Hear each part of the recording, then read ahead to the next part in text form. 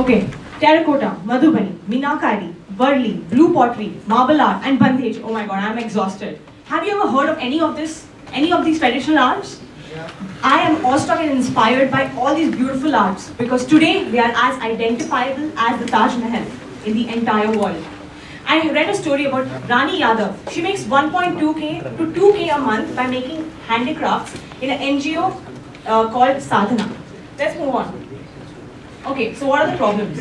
People are not aware of any of these traditional arts. They are geographical limitations. We don't know where they are. They're all across India. And when that comes in, there is transportation issues, and then there is an issue with money. What is the solution? We are the solution. Zip Art, because we discover the arts and then we deliver it to you at your doorstep.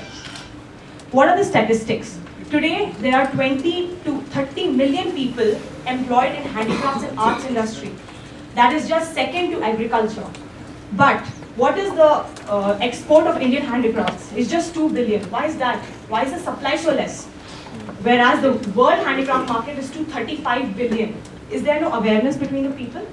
Now, as you see this graph, there is a 3 billion estimate that the government has given for next year's export of handicrafts. So we want to be a part of that export. Who is our customer? Our customer will be anyone who can use the internet and anyone who loves art. What are our core value propositions? We are one global platform for beautiful art, for customized art, and for individual artists all across India. We source only from India. We have a social responsibility because we pick artists specifically from rural areas. And the next is untapped market. This is a market that nobody is aware of. So we are creating awareness and we are selling our products to them.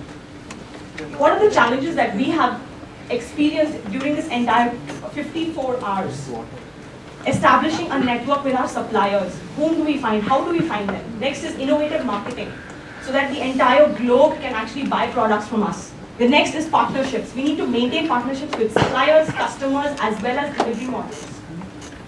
So, first of all, source of art, NGOs, independent professional artists in urban and rural areas, art students, as well as unknown arts that we also don't know. So people can actually fill a form on our website and tell us, hey, there's an art thing here, go get it. So we will get it for you and you can buy it from us. What is our cost structure? Where do we spend the most? Sourcing and networking, supply chain, inventory, quality checks, etc. Revenue streams. We sell art from individual arts, rural arts. We piggyback with retail stores. Then we partner with corporates. Then we make gifts. We sell all our products all over the world. And rare arts. People would pay anything for beautiful arts that people have never heard of. Competition, Fab India, Unwrap India, Exotic India, and other websites. Customer validation. We took a customer validation of 50 customers, out of which 60% were male. 50% would never said that they do not buy art as of now. What would they buy? Textiles, accessories, paintings. But if we give them an option, would they buy it? Yes, 45%, maybe 45%, and 10% no. Which online site did they buy from? One person said Fab India, the others don't buy online. Concerns. What are their concerns? Quality, authenticity. And we asked them, how much would you pay if we gave you a product? 2.5K per item. Execution. What did we do finally? We contacted NGOs, individual artists and students, and we asked them, would you supply us? They said yes. We can give you all the stats. Please come and meet me. Okay. So we worked on the supply chain. We found that the Indian Postal Service has logistics and storage to support us. Next is customer validation. And let's just have a small demo of our website.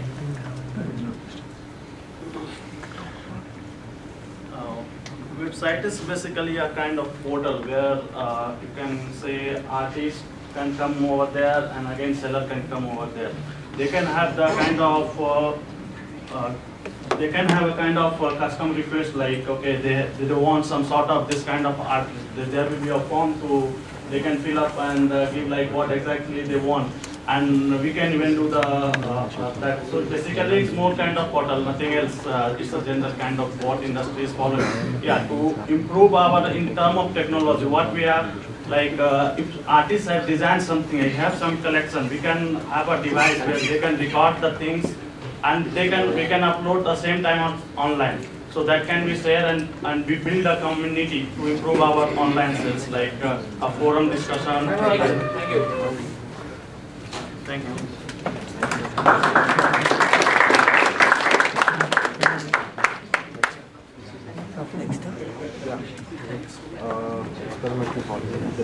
One question on your competition. You just talked about Fab India and all this. Why do you think they were not able to do it? Why do you think you can do something? That part I missed something. Fab India is currently mainly in textiles, and very small sector in home decoration. They mainly focus on the textiles industry and very small segment in handicraft. But our main focus is on arts, all kinds of arts, and also on handicraft, because that is the lucrative part of the business.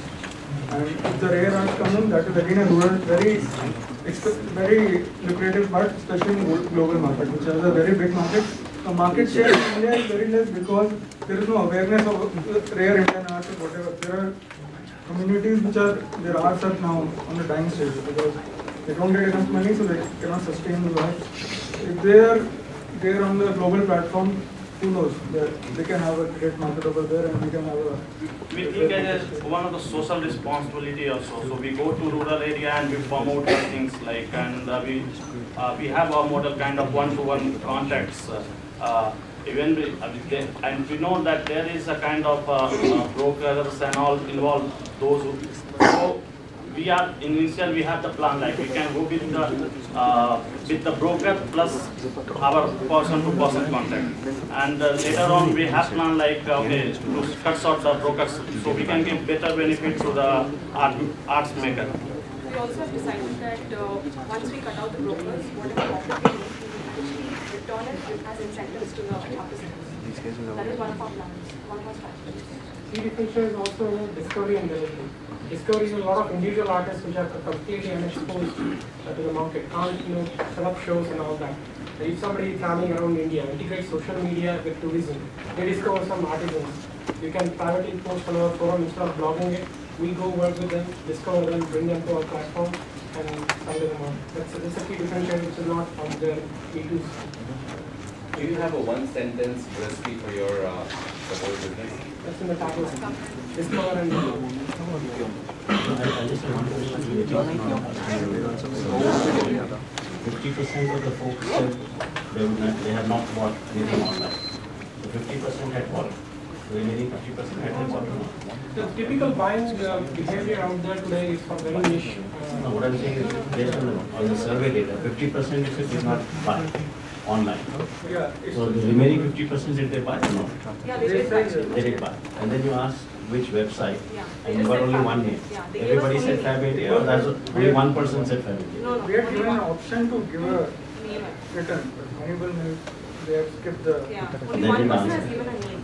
So I think it's worthwhile to find out from where that's coming from. Because we just do a simple Google search, you'll be surprised at the number of sites that exist, including from this So year. we evaluated those aspects, but typically what they sell is in a modern art and contemporary. Sometimes what we are looking at is the discovery aspect of it. All I'm saying So- is do research. There's a site called Craftsman. Lots and lots of sites, lots. But the thing is, not all sites come with all the platforms. No, I'm not submitting it for a debate, I'm just saying, yeah, you want to study how that. Yeah. The Actually, we studied one or two sites. Like we studied Fab India and we studied Anurag India. These two things we studied. Study as, for example, a small outfit from Bangladesh called Apollo, APORP. So the issue is not on the supply side. Supply there are issues. It's creating demand.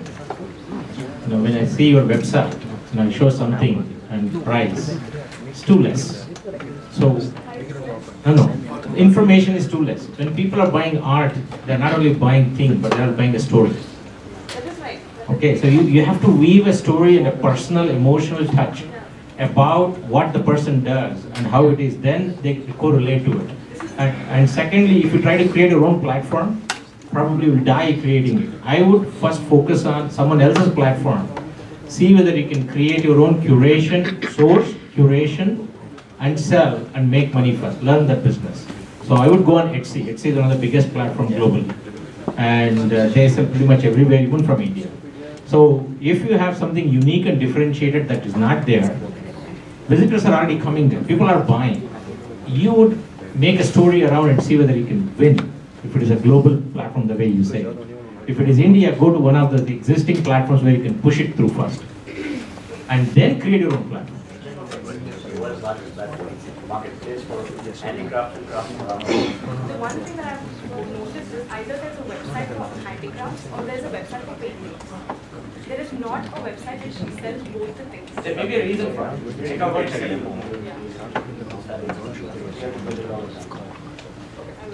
Thanks a lot for